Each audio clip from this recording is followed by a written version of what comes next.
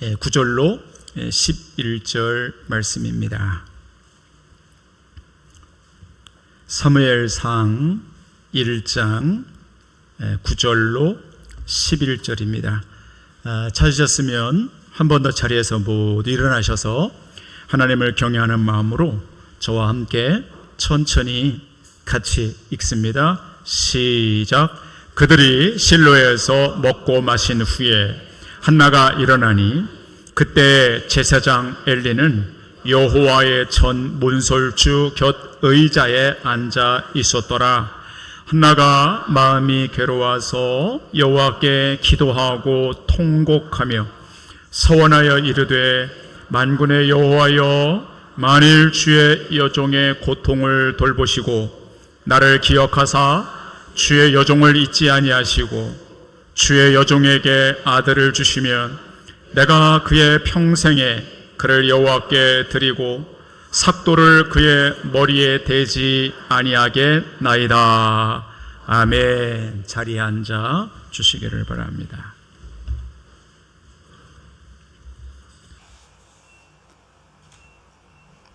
하나님,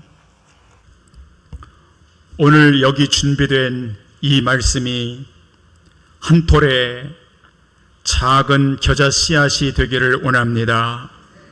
비록 작지만 잘 심겨져서 먼 훗날 크나큰 나무가 되게 하여 주시옵소서.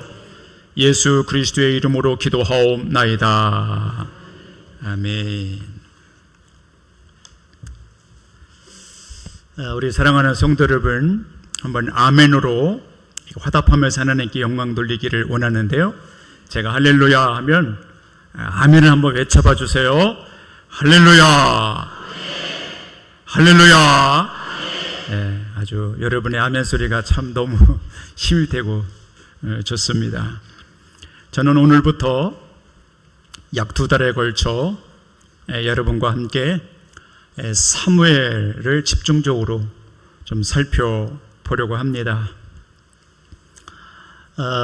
성품에 관한 말씀을 이렇게 마무리 지면서 기도 중에 하나님께 이렇게 여쭙습니다. 하나님, 이거 끝나면 뭘 전하면 될까요? 하나님 알려주세요 하고 이렇게 기도를 하는데, 사무엘을 탁 떠올리게 하시면서 이걸 한번 정리해 봤으면 좋겠다는 마음을 주셨어요. 네, 알겠습니다. 그렇게 하고 자료를 이렇게 모으는데 금방 깨달을 수 있었어요. 금방 제가 알아차렸어요. 하나님이 왜 사무엘을 말씀을 연구하게 하셨는가. 그것은 이 여름에 우리 교회 다음 세대들이 사무엘 같은 훌륭한 지도자들로, 혹은 여러분의 자녀들, 해외에 있고 객지에 나가 있는 여러분의 자녀들, 후손들이 사무엘처럼 정말 멋진 영적인 사람으로 세워주시기를 원해서 하나님이 말씀을 주시는구나 금방 깨달을 수 있었어요.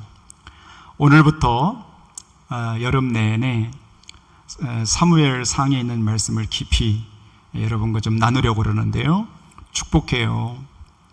이 말씀 함께 공부하고 또 이 말씀 붙들고 함께 기도해 가는 동안 정말 여러분의 자녀들이 또 여름 내내 이 재단에서 훈련받고 교육받는 다음 세대들 한 명 한 명, 한 분 한 분이 사무엘처럼 멋진 하나님의 영적인 사람들로 잘 세워지기를 주님의 이름으로 축복합니다. 네. 자, 한번 여러분 설교 요약을 보시고 같이 한번 들어가 보겠습니다. 사무엘서의 저자는 사무엘이지요. 한번 써보십시오. 사무엘입니다. 사무엘상과 사무엘하로 나누어져 있지요. 사무엘이라고 하는 그 뜻이 있어요. 뜻은 뭐냐면 들으셨다 그런 말이에요.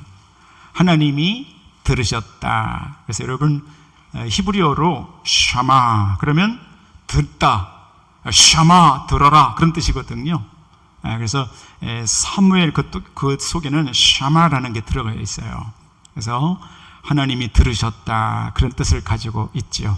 자, 다 따라서 해보십시오. 들으셨다. 그게 사무엘의 뜻이고요. 그 다음에는 사무엘 상하의 위치입니다. 이 책의 위치입니다.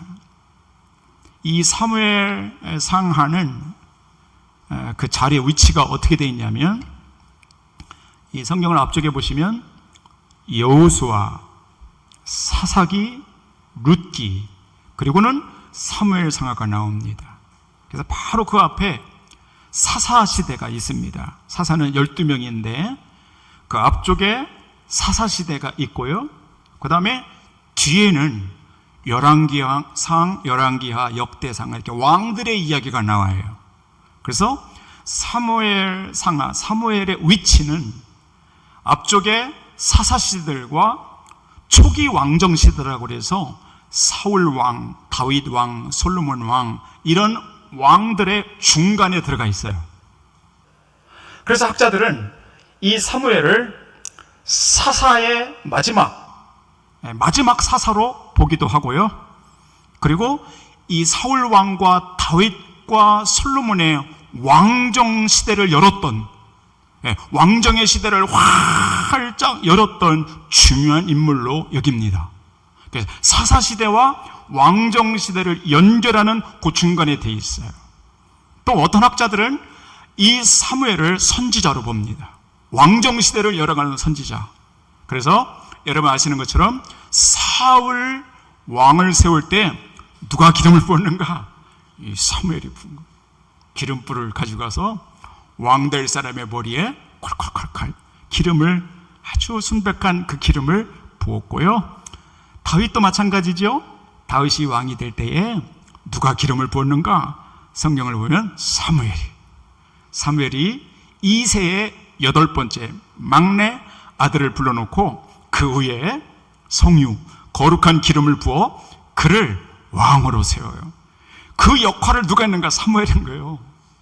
새로운 왕정의 시대, 새로운 시대를 활짝 열어가는데 하나님이 사무엘을 쓰신 거예요. 오늘 축복해요. 여러분의 가문에 하나님이 복을 주실 때, 우리 교회에 복을 주실 때, 아니 이 나라에 하나님이 복을 주실 때 여러분의 자녀들이 사무엘처럼 새로운 시대를, 새로운 축복의 시대를 활짝 열어가는 중요한 인물들로 하나님이 사용해 주시기를 주의 이름으로 축원하는 것입니다. 그게 사무엘의 위치라는 거예요. 그래서 써보세요. 사사시대와 왕조시대를 연결하고 있는 역사서라고 쓰십시오. 역사 스토리입니다. 역사 어떻게 흘러갔는가, 어떻게 이어져 갔는가.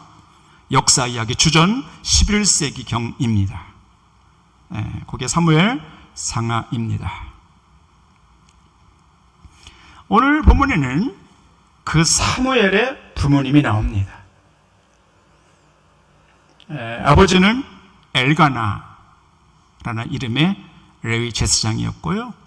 어머니는 여러분이 잘 아는 한나입니다. 한나. 성경을 읽어 내려가다 보면 한 가지 의문이 생깁니다. 왜 이 엘가나는 부인이 2명이었을까? 오늘 본문의 1장에 들어오면 이 엘가나라는 사람이 부인이 2명이 있었다. 한나와 브닌나.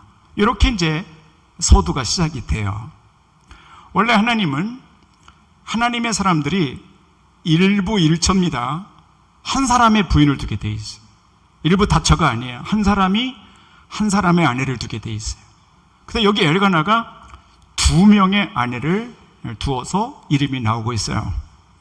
자, 여러분 왜 그랬을까요? 여러분이 성경을 읽어 내려가다가 그런 의문이 드는 분이 계실 거예요. 아니 왜 여기 이 사람은 부인이 2명이지? 일부 다처제인가? 그렇게 생각이 드는 분도 계실 거예요. 답은 간단합니다. 자식을 낳을 수 없는 경우, 하나님이天문을 닫아서 도저히 자녀가 없는 경우, 자녀를 출산하지 못하는 경우, 그 경우는 부인을 하나 더 둬서 그 대를 잇게 하는 제도가 있었습니다. 그래서 2명인 것입니다. 만일 한나가 자식이 있었으면 그 둘째는 못 들어옵니다. 근데 그 둘째 부인이 들어온 이유는 한나가 불임이었기 때문이었습니다. 쓰십시오. 엘가나는 왜 2명의 아내를 두었을까요? 한나가 불임이었기 때문에 그랬다는 거예요. 그 스토리를 잘 이렇게 이해를 하셔야 되는 것이죠. 그래서 둘째 부인 분인나가 엘가나 집에 들어와 2번째 아내로 맞이하는 광경이 나오는 것이죠. 자, 이제 조금 더 좁혀 보겠습니다. 한나라는 이름의 뜻이 있습니다. 그 뜻이 뭐냐면, 써보십시오. 은혜로운, 이런 뜻입니다. 은혜로운, 은혜롭다, 그런 뜻이에요. 그래서 우리나라도 한나라는 이름을 가진 여성들이 많습니다. 서양에는 너무 많습니다. 그 뜻이 은혜롭다, 은혜로운 사람이다, 혹은 은혜를 전하는 사람이다. 다양한 은혜를 중심으로 그 이름이 그렇게 쓰여집니다. 저는 오늘 본문 첫 시간을 시작하면서 이 짧지만 이 본문 속에, 이러한 배경 속에 포인트를 2개를 한번 잡아보려고 합니다. 첫 번째 포인트는 한나의 기도입니다. 흔히 여러분이 많이 들으시고 아십니다. 한나의 기도는 실로 성전에서 통곡하며 금식하며 서원하며 기도한 것으로 잘 알려져 있습니다. 제가 잡고자 하는 포인트는 그게 아니고요. 무엇이 한나로 하여금 기도하고 무릎 꿇게 했는가라는 것이에요. 어려운 말씀드리면, 무엇이 한나의 기도의 동기가 되었는가라는 거예요. 그의 기도에 초점을 맞추는 게 아니고, 제가 오늘 초점 맞추고 싶은 것은, 포인트를 잡고 싶은 것은 무엇이냐는 거예요. 무엇 때문에, 무엇이 한나로 하여금 기도하지 않으면 안 되고, 무엇 때문에 한나는 실로 성전에 가서 그토록 하나님 앞에 기도하게 됐는가? 그냥 여러분, 단순히 아기가 없어서 하나님 그냥 빨리 자녀 하나 주세요, 이런 단순한 문제가 아니고요, 훨씬 더 깊고 복잡한 문제가 그 안에 들어있어요. 그래서 오늘 여러분과 함께 나누고 싶은 것은, 무엇이 한나로 하여금 기도하는 동기를 유발시켰는가라는 거예요. 이게 굉장히 중요해요. 우리 삶도 그렇기 때문에 그렇죠. 자, 한나의 치명적인 결함은 아까 말씀드린 것처럼 아이를 낳을 수 없는 거예요. 불임이에요. 아기가 생기지 않아요. 그런데 생각보다 상당히 복잡해집니다. 이제 내용이. 잘 들어보십시오. 이게 단순하지 않아요. 우선 첫 번째, 한나가 이런 생각이 드는 것입니다. 혹 내가 하나님 앞에 저주를 받은 건 아닌지 말이죠. 대대로 이스라엘 역사는 하나님이 복을 주실 때에 그天문을 활짝 열어서 자녀를 많이 낳은 사람일수록 하나님께 복을 받은 자, 이렇게 지칭이 돼요. 그런데 정말 하나님께 복을 못 받잖아요? 그럼 아기가 없어요. 그래서 한나가 생각하는 거예요. 내가 아기가 생기지 않는 것으로 봐서 나는 하나님께 버림을 받았거나 혹은 저주를 받은 인생이 아닌가 하는 하나님께 대한 의구심이 드는 거예요. 그것은 한나로 하여금 영적 침체를 가져오게 만들어요. 이게 복잡한 거예요. 여러분과 저도 인생을 살아가면서 잘 되면 문제가 없어요. 괜찮은데 이렇게 꿈꾸던 사업이 잘 안 됐다든지, 건강에 이렇게 덜컥 적신호가 온다든지, 뭐가 이렇게 어려운 일이 오면 하나님한테 내가 벌 받는 게 아닌가, 이런 의구심과 영적인 침체가 올 때가 많이 있단 말이죠. 그래서 지금 한나가 그런 거예요. 두 번째는 아기를 못 낳으니까 다른 여자가 들어옵니다. 이 복잡합니다. 다른 여자가 들어오는데 경쟁자가 들어오는 것입니다. 경쟁을 해야 될 사람이 나타납니다. 그러니까 한나는 긴장하기 시작하는 것이죠. 그리고 들어온 여자는 곧바로 아이를 낳게 됩니다. 그러니까 집안의 모든 이들의 관심이 그 아이에게 쏠립니다. 브린나는 극진한 대우를 받습니다. 남편 엘가나가 그 아이 때문에, 둘째 부인 때문에 입이 쭉 벌어지고 기뻐합니다. 둘째 부인을 극진히 챙깁니다. 집안에 생기가 돕니다. 반면 이 한나는 남편과 멀어지기 시작합니다. 차별을 당합니다. 남편과 하나님과 둘째 부인에게 화가 납니다. 이 안에서 막 분노가 일어나는 것이죠. 결정타가 7절에 나옵니다. 여러분의 성경 1장 7절을 눈으로 보십시오. 제가 읽어보겠습니다. 이렇게 됩니다. 매년 한나가 여호와의 집에 올라갈 때마다 남편이 그같이 하매, 보십시오, 브린나 둘째 부인이 한나를 어떻게 했습니까?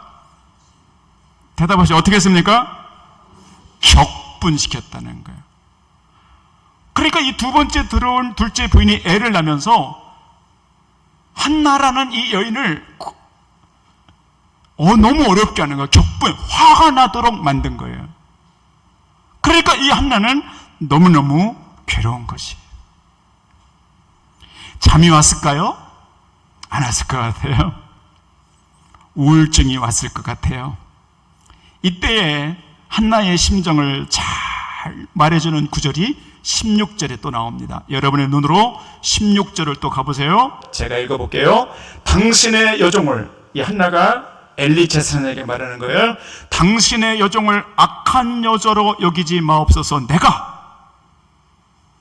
이 한나가 말하는 거예요. 내가 지금까지 말한 것은 나의 원통함과 격분됨이 많았다는 거예요. 이게 한나의 심정을 그대로 말씀해 주는 거예요. 원통함과 격분함이 많았다는 거예요. 복잡한 거예요. 그리고 15절에 가면 슬펐다는 거예요.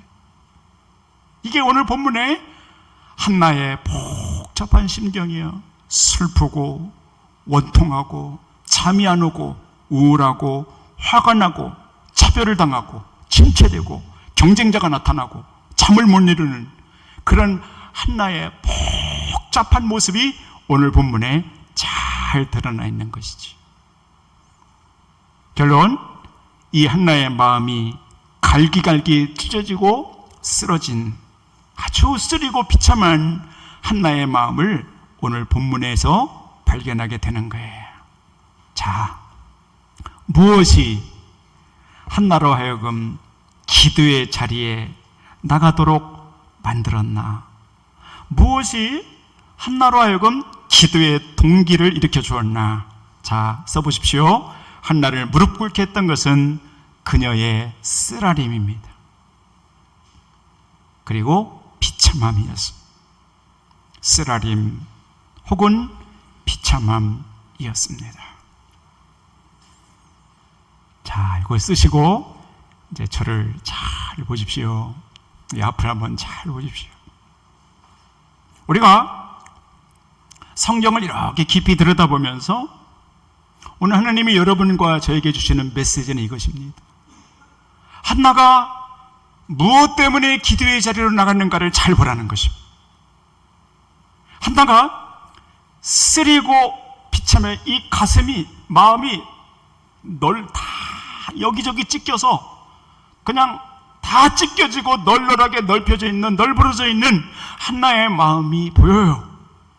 그런데 그때 한나는 내가 이제 우울증 약을 먹어야 되겠다 이렇게 안 하고요. 내가 이제 용한 무당을 좀 찾아가 봐야 되겠다 이렇게 안 하고요. 내 돈을 들여서 불임을 잘 치유하는 의사를 적극적으로 내가 좀 찾아봐야 되겠다 이렇게 안 하고요. 그렇게 안 하고 쓰리고 비참한 마음이 그 안에 들 때 내가 이제 하나님 앞에 나가야 되겠군. 아무도 없는 그 실로 성전에 가서 이제는 내가 내 마음을 하나님께 둬야 되겠구나, 이런 생각을 갖고 하나님 앞에 실로 성전에 나오는 한나의 모습을 봐요. 그러하여금 실로 성전에서 무릎을 꿇고 기도하겠다는 것은 잘 될 때가 아니에요. 좋았을 때가 아니에요. 잠이 안 오고 우울증이 걸리고 차별을 받고 분노가 이 안에서 막 폭발하고 너무 견디기 힘들어. 내 마음은 갈기갈기 찢겨져 쓰라림과 비참한 가운데 있을 때, 그때서야 한나가 동기유발이 되는 거예요. 아, 지금이야 내가 기도할 때구나 알아차리고 실로 성전에 가서 하나님 앞에 간절히 엎드려 기도하는 한나의 모습이 오늘 본문에 보이고 있단 말입니다. 오늘 이 성전에 찾아 나오신 사랑하는 성도 여러분, 여러분과 저도 마찬가지. 남편 때문에, 아내 때문에, 자녀 때문에, 경제적인 것 때문에 산산이 마음이 찢기고 갈기갈기 찢어져 쓰리고 비참한 모습으로 한 주 한 주를 버티는 성도 여러분들이 계실 것입니다. 건강하면 좋으련만 건강이 여의치 않아 하루하루 살아가는 것이 너무 버겁고 힘든 성도님들도 계실 것입니다. 오늘 우리도 마찬가지로 그런 쓰라림을 갖고 우리 인생을 살아가는 거예요. 그런 어려운 일들이 올 때 여러분, 그것 때문에 낙심하고 좌절하고 하나님을 불평하고 의구심을 갖는 것이 아니라 이 한나처럼, 그래, 이때야말로 내가 진짜 하나님 앞에 나가 기도할 때구나 하는 기도의 동기가 여러분에게도 생기기를 주의 이름으로 축원하는 것이에요. 그걸 배우라는 것이.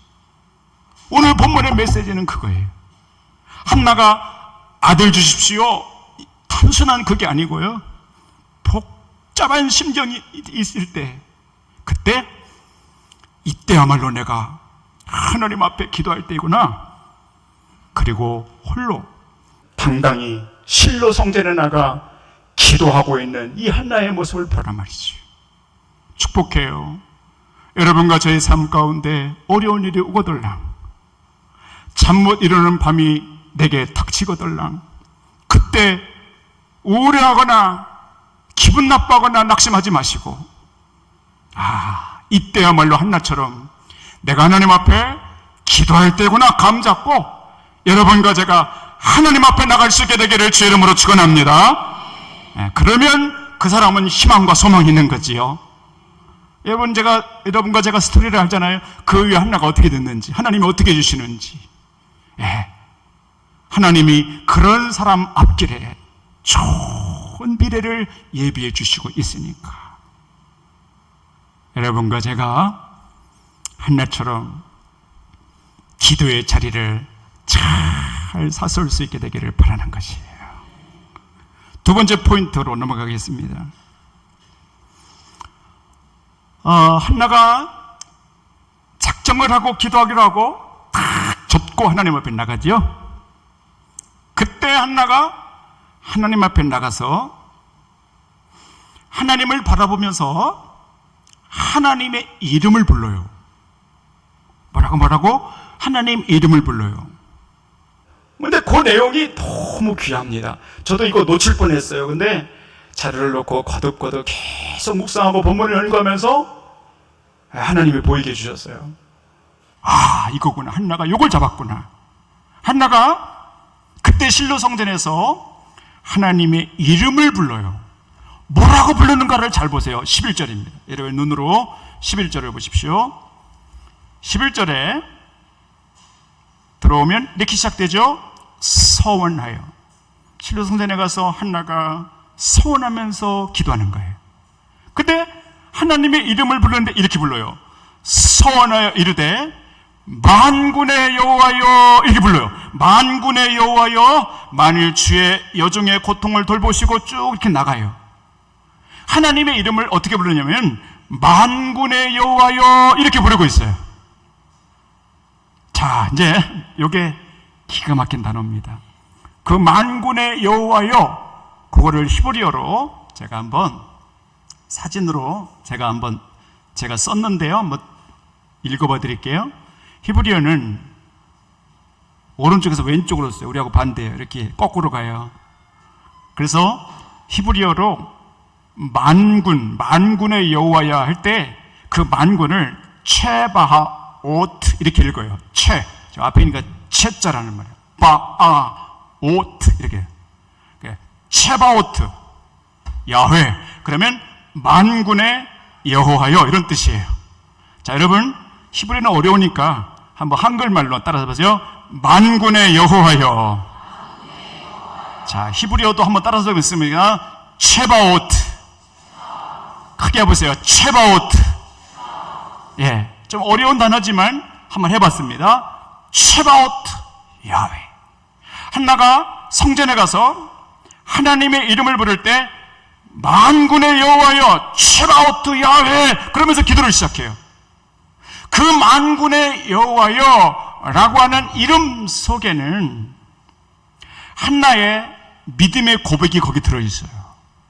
그리고 이 단어는요, 성경에서 한나가 제일 먼저 사용한 단어예요. 그 이후로 구약 성경에는 약 240판에 걸쳐서 특히 시편에 만군의 여호와라는 이름이 많이 나와요. 240번 이상 나와요. 근데 그 단어를 가장 먼저 사용한 사람이 한나예요. 체바오트 야훼, 만군의 여호와여 이래 불러요. 뜻은 이렇습니다. 군대 하나님이라는 군대 하나님. 군대 하나님, 하나님은 하늘의 수천의 군대를 거느리고 계시다 그런 뜻이죠. 이 용어 속에는 한나의 믿음이 들어있어요. 어떤 믿음? 내가 믿는 하나님은 하늘의 수천수만의 군대를 거느리고 계신다. 언제든 내가 기도할 때 수천의 군대를 파견하셔서 건지고 구원하신 분이시다.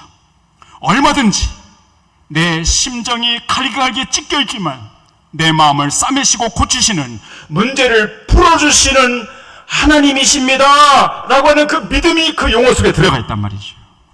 그래서 그 하나님을 고백할 때 체오바트 야훼, 그럴 때 만군의 하나님, 하나님은 천군 천사를 주관하시니 그 천군 천사를 동원하사 나를 구원할 수도 있고, 내가 지금 쓰리고 아프지만 나의 하나님은 얼마든지 나한테 오셔서 내 찢긴 마음을 감싸시고 치료하시고 회복하시는 하나님이십니다. 그런 고백이 거기 들어있는 거지요. 예.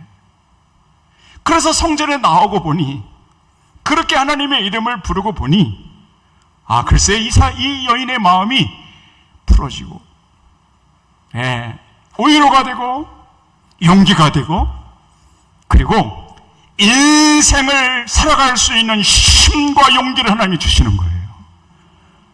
희한한 거예요. 여기 성전 오기 전까지는 안 그랬어요. 기도하기 전까지는 복잡한 거예요. 너무 쓰리고 아프고 괴로운 거예요. 잠이 안 와요. 그런데 성전에 나가서 기도하고 하나님을 향하여 체오바트 야훼, 하나님은 나의 체오바트 야훼가 되십니다.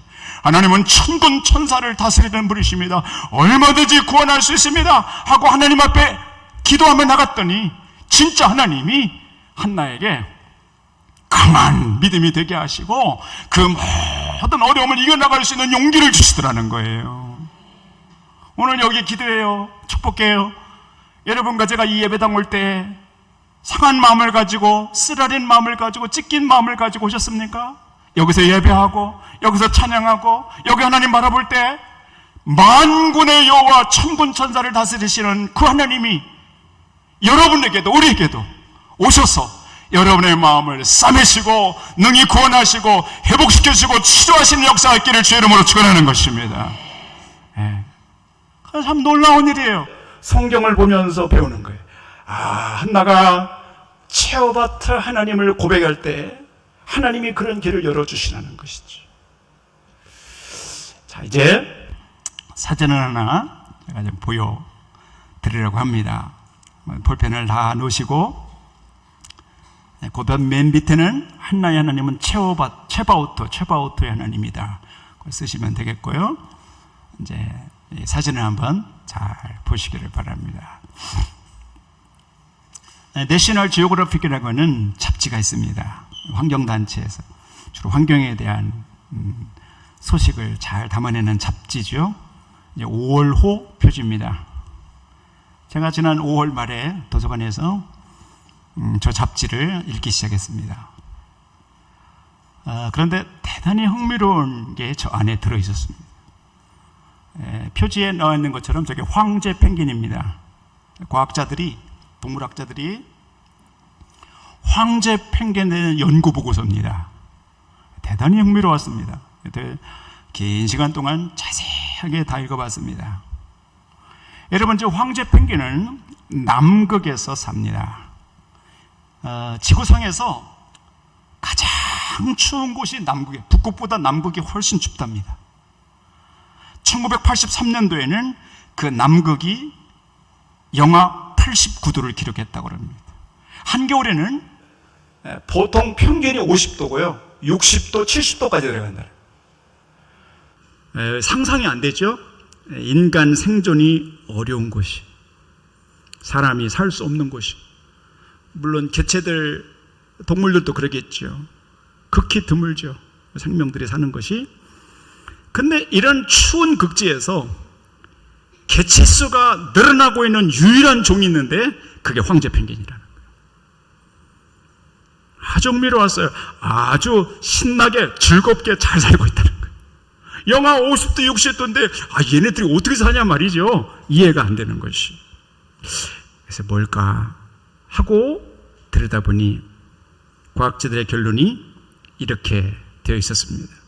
첫째는 깃털이, 황제 펭귄의 깃털이 얼음을 차단하고 분해한다는 것이었어요.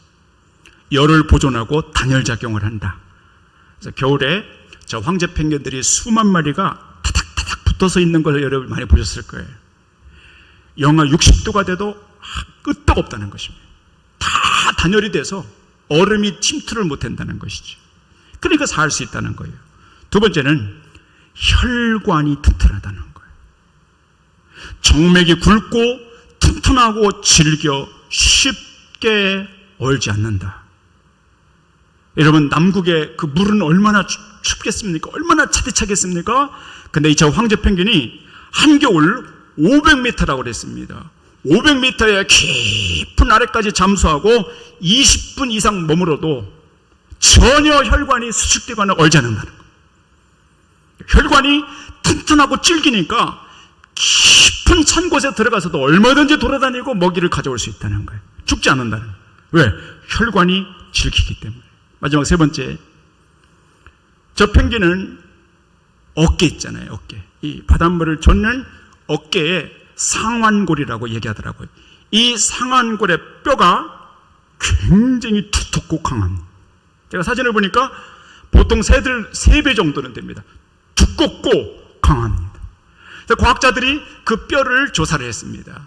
이 얘들의 뼈는 뭐가 들어있을까 하고 조사해 보니 놀랍게도 펭귄의 상완골 안에는 칼슘이 가득 차 있었어요. 여러분, 골다공증 얘기하잖아요. 우리가 골다공증은 뼈가 비는 거거든. 듬성듬성 칼슘이 빠져나가서 다 스펀지처럼 비는 거거든요. 펭귄은요, 상완골을 자세히 들여다보니까 빈 게 어디 있습니까? 칼슘이 꽉 차 있었어요. 그러니까 바닷속에 들어가면 힘차게 젖는 거예요. 강하니까 바다가 차고 피곤하지 않는 거예요. 이 상완골이 강해서, 뼈가 튼튼해서 강해서 얼마든지 바다를 돌아다니고 먹이 사냥을 하는 것이죠. 그러니까 저 황제 펭귄들은 남극의 극지에서도 잘 살고 번식하고 활발하게 그 인생을 살아가고 있다는 남극의 보고서였습니다. 저는 저 글을 읽으면서 설교 준비를 이렇게 하는데 저게 생각이 나더라고요. 야, 한나가 저 황제 펭귄과 같은 사람이구나. 여러분, 이 한나가 지고 있는 이 무게, 마음이 산산이 찢어진 삶의 비참함이, 잠 못 이루는 밤이 얼마나 많았어. 그런데 하나님 앞에 엎드려 기도하고, 하나님은 나의 쉐바오트의 하나님입니다 하고 믿음으로 고백하며 나가니까 하나님이 한나의 기도의 혈관을 튼튼하게,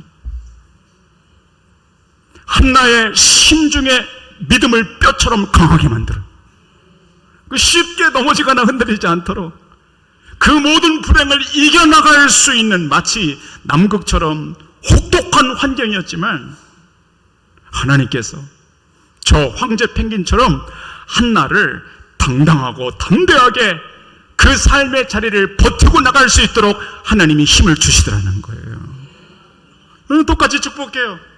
한나가 그랬다면 오늘 예배하는 여러분에게도 하나님이 그런 힘을 주시기를 축복합니다. 어떠한 것이 여러분의 마음을 흔들고 여러분의 마음을 산산이 찢기게 만드는, 그것이 경제든 돈이든 자녀식이든 그 어떤 것이든 사람이든 하나님이, 쉐바오트의 하나님이 다 싸매시고 다 묶으시고 회복시켜 주셔서 황제 펭귄처럼 신나게 강하게 재밌게 인생을 살아가도록 하나님이 여러분의 인생을 바꿔주시기를 주의 이름으로 축원합니다. 기도하겠습니다.